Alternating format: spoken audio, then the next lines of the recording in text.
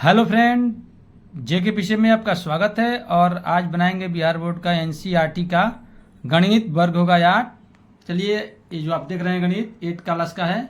और आज होगा प्रश्नावली 2.1 को ही बनाएंगे हम लोग। चलिए अब यहाँ से हम बनाना शुरू करते हैं और आप देखिए इसको ध्यान से।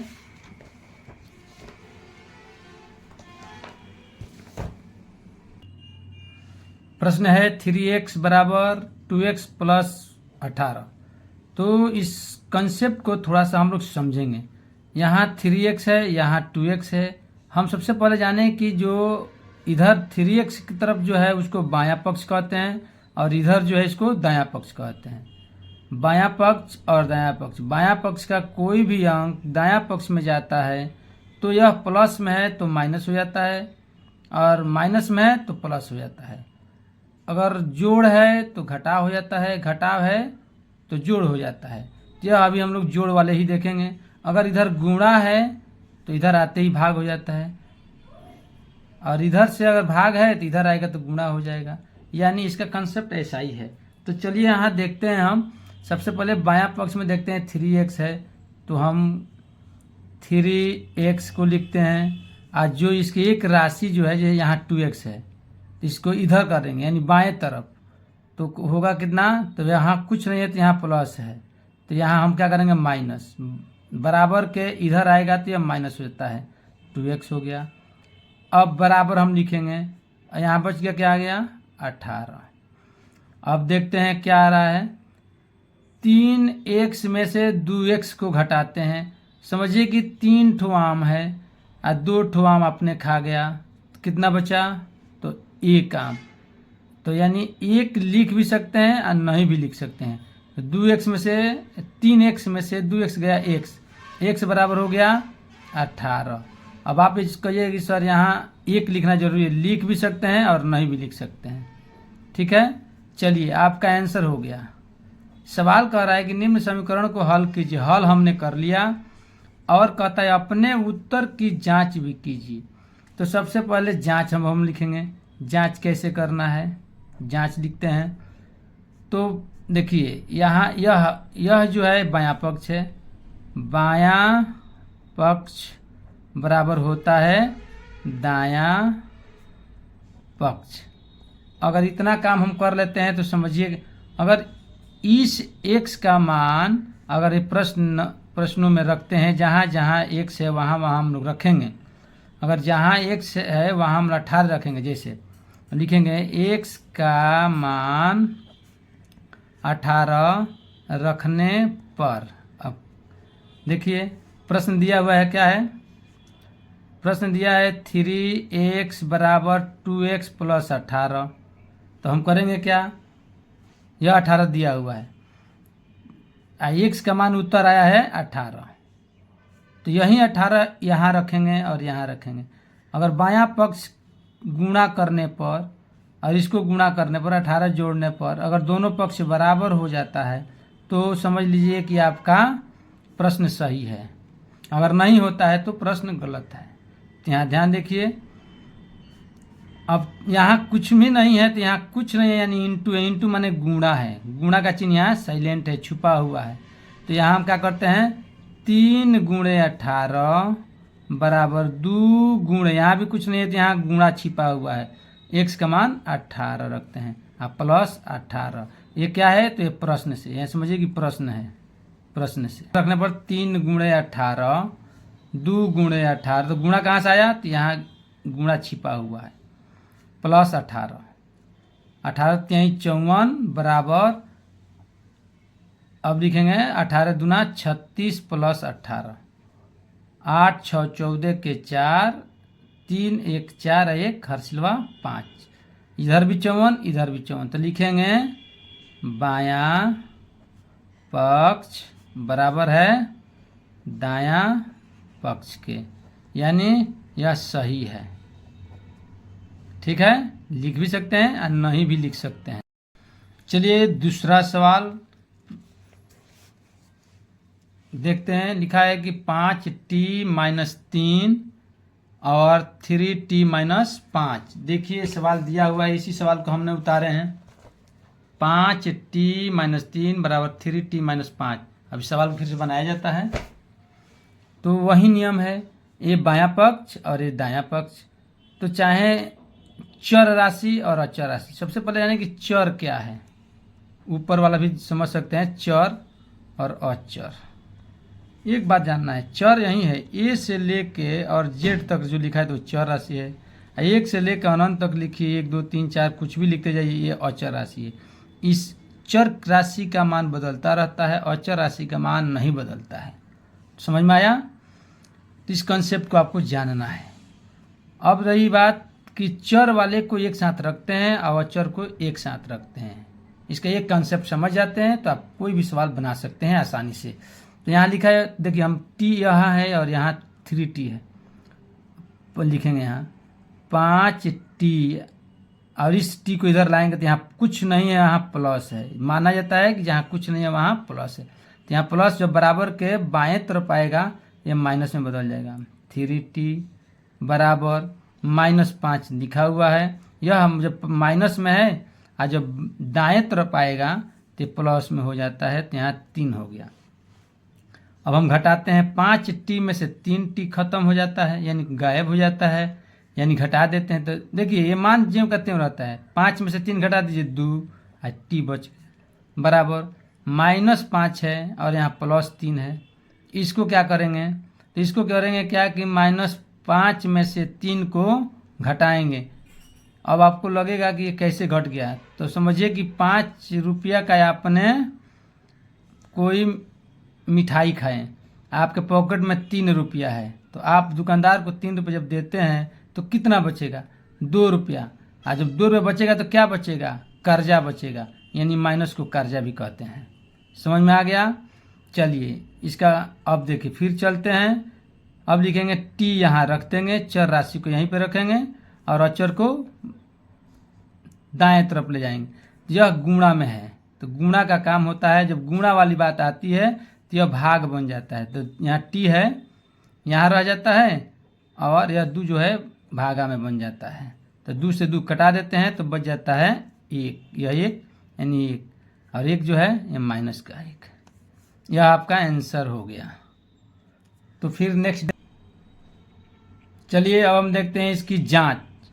प्रश्न को उतारते हैं, 5t-3 3t-5 बायां पक्ष और दायां पक्ष। क्या कहेंगे, यह बायां पक्ष है और यह दायां पक्ष है। -5 t का मान आया है -1, -1 t का मान -1 t का मान समीकरण में रखने पर यानी t बराबर हो गया 1,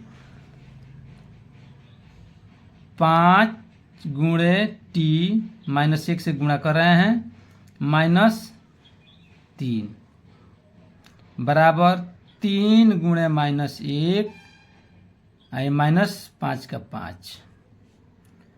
5 में अगर -1 से गुणा करेंगे तो ये हो गया -5, तो -5 और -3, फिर 3 गुणे -1, तो 3 में -1 से गुणा करेंगे तो माइनस, यहाँ -5 है। अब आप यहाँ देखते हैं कि भाई दोनों का अभी माइनस है, जब दोनों राशि जब एक हो जाए तो जुट जाता है। देखिए दोनों राशि का चिन्ह एक होता है तो ये जुट जाता है, जैसे माइनस और माइनस ये प्लस हो जाता है। तो यहाँ लिखते हैं -8 बराबर -8, तो बायां पक्ष में भी बराबर आ गया, यानी -8 बराबर -8, यानी कहेंगे कि बायां पक्ष बराबर है दायां पक्ष के। ओके, तो प्रश्नावली 2.1 का सवाल नंबर 5x + 3 5x + 9 बराबर 5 + 3x। बस सवाल को अब हम क्या करेंगे, 5x को यहीं पर रखेंगे, बाएं वाले 9 को दाएं तरफ भेजेंगे और दाएं वाले 3x को बाएं तरफ लाएंगे। यहाँ प्लस का चिन्ह है तो इधर आएगा तो माइनस हो जाएगा, अब माइनस जो है इधर जाएगा तो ये प्लस जो है इधर दाएं जाएगा तो माइनस हो जाएगा। तो चलिए देखते हैं।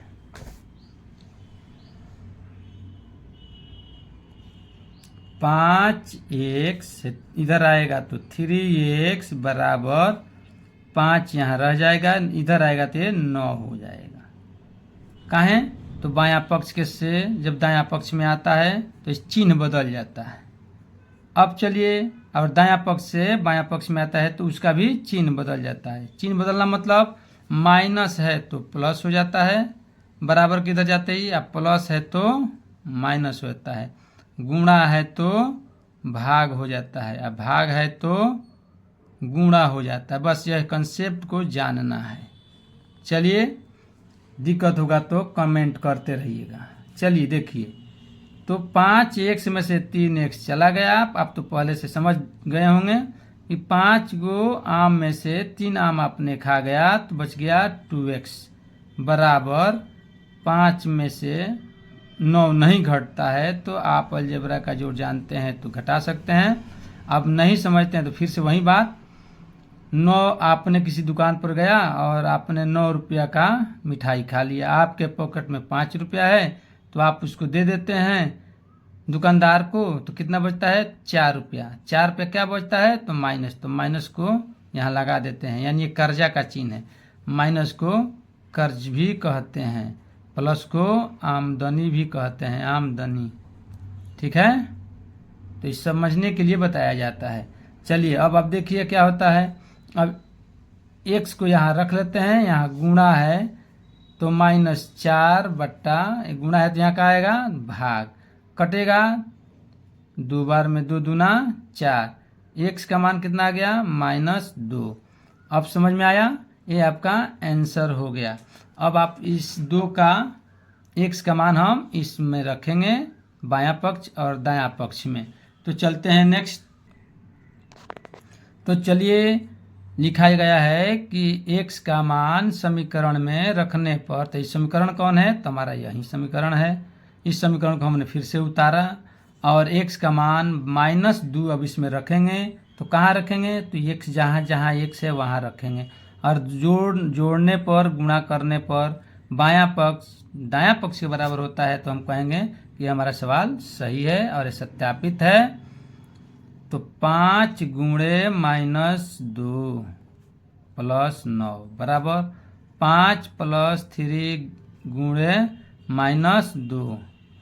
अब आप जानते हैं कि 5 में 2 से गुणा करेंगे तो 10, माइनस और यहाँ प्लस है। अब एक कंसेप्ट और जानिए, माइनस में माइनस से गुणा किया जाता है तो ये हो जाता है प्लस, प्लस में प्लस से गुणा किया जाता है तो ये होता है प्लस, माइनस में प्लस में गुणा किया जाता है तो होता है माइनस, प्लस में माइनस से गुणा किया जाता है हो जाता है माइनस। यानी 4 को कंसेप्ट को आप ये समझ लेते हैं तो समझिए आपका इसमें किसी प्रकार का दिक्कत आपको नहीं होगा।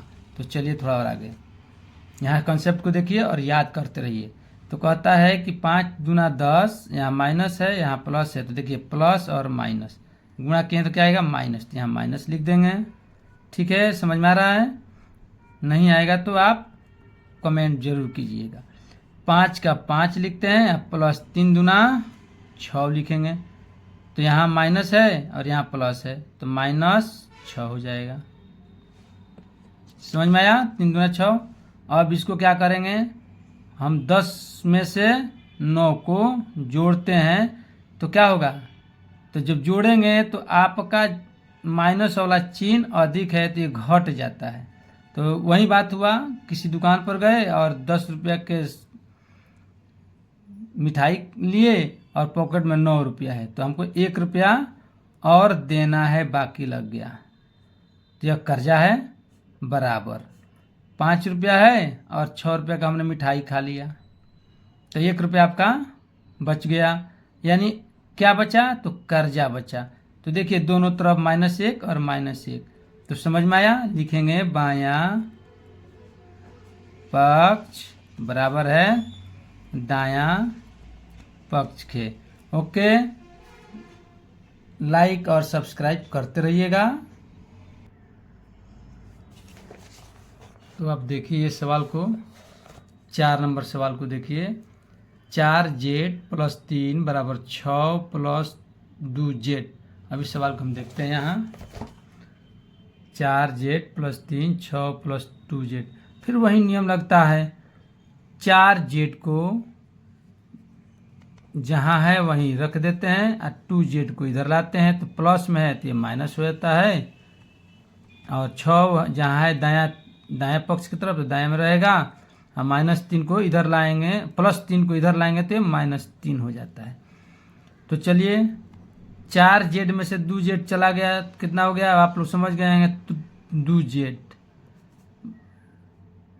4 में से 2 गया 2, और जेड का जेड जो कहते हैं उतार देते हैं, बराबर 6 में से 3 गया 3 लिखेंगे, इसलिए जेड बराबर 3। अब यहाँ गुणा है तो ये चला जाएगा दाएं तरफ, तो भाग में बन गया, यानी जेड का मान 3/2 आंसर। समझ में आया? अब हम इसका लिखेंगे जांच। तो चलिए जेड बराबर 3/2 आ गया आंसर। जांच कर जेड का मान 3/2 समीकरण के दोनों पक्षों में रखने पर, तो दोनों पक्ष 4z प्लस 3, एक बायां पक्ष हो गया और ये दायां पक्ष, तो दोनों पक्षों में लिखेंगे समझने के लिए। तो कहता है कि जहाँ z है वहाँ हम 3/2 लिखेंगे, जैसे 4 गुणे जहाँ z है बताया गया है, कुछ नहीं यहाँ इंटू यानी गुणा है, 3/2 प्लस है तो +3 बराबर 6 प्लस 2 गुणे 3/2। यह 3/2 लिख रहे हैं, ये 2 पहले से है। अब कटने वाला है तो कटा देते हैं, 2 दूना 4, तो कितना हो गया 2 तिहाई 6 प्लस 3 बराबर, अब यहाँ इससे भी कट जाएगा तो इसको भी कटा देते हैं, तो देंगे 6 प्लस 3, दोनों का मान देखते हैं, 6 प्लस 3 9 बराबर 6 प्लस 3 9, यानी अब हमारा बायां पक्ष बराबर है दायां पक्ष के, सत्यापित हो गया। इसको LHS लेफ्ट हैंड साइड और इसको बोलते हैं RHS राइट हैंड साइड, यानी दोनों बराबर है, तो यह सत्यापित हो गया। ओके, चलते हैं नेक्स्ट क्वेश्चन पर। तो सवाल नंबर हम देख रहे हैं 5, 2x - 1 बराबर 14 - x। सवाल यहाँ उतार दिया गया है, 2x - 1 बराबर 14 - x। चलिए आप लोग भी मिला लीजिएगा, कहीं गलत ना हो सवाल। फिर ध्यान से देखिए, बनाने का वही रूल और वही नियम है, बायां पक्ष और दायां पक्ष, इसमें इधर x है और इधर -x है, तो हम क्या करेंगे यहाँ 2x लिखते हैं, और दाएं तरफ वाला x को ये जो x है इसके साथ है, इसके साथ प्लस है, तो यह -x जब इधर आएगा बाएं तरफ तो हो जाता है +x हो गया बराबर, और यहाँ माइनस है, ये जो 14 है इसको पहले उतार देते हैं, ये जो माइनस है बाएं तरफ जब दाएं तरफ जाएगा तो ये हो जाएगा +1, 2x और 1x कितना हो गया 2 गो x और ये गो x, 2 गो आम और ये गो आम 3 गो, तो 3x हो गया। समझने के लिए हम बताया जा रहा है। चलिए यहाँ देखिए 14 और 1 15, अब यहाँ क्या करेंगे x रखेंगे और यहाँ 15 लिखेंगे और यहाँ 3 लाएंगे, 3 5 15, 5 हो गया, x का मान 5 आंसर। अब फिर हम क्या करेंगे जांच, अब जांच करेंगे, देखिए कैसे जांच करेंगे। तो चलिए देखते हैं फिर, x का मान कितना है 5, x का मान बराबर 5 समीकरण के दोनों पक्षों में रखने पर, प्रश्न उतार दिए हैं 2x - 1 जो प्रश्न उतार दिया गया है, अब 5 रखते हैं, ये जांच कर रहे हैं, 2 गुणे 5 - 1 बराबर 14 माइनस x का मान 5 है, 5 दूना कितना होता है 10 -1, और 14 में से 5 गया 9, एकदम ईजी है यह। और यहाँ देख लीजिए 10 में से 1 गया 9 बराबर 9, यह हो गया आपका, दोनों बराबर है इसलिए लिखेंगे LHS बराबर RHS भी लिख सकते हैं। सत्य है। चलिए लिखिए, या ना भी लिखिएगा तो काम चलेगा। थैंक यू बच्चे।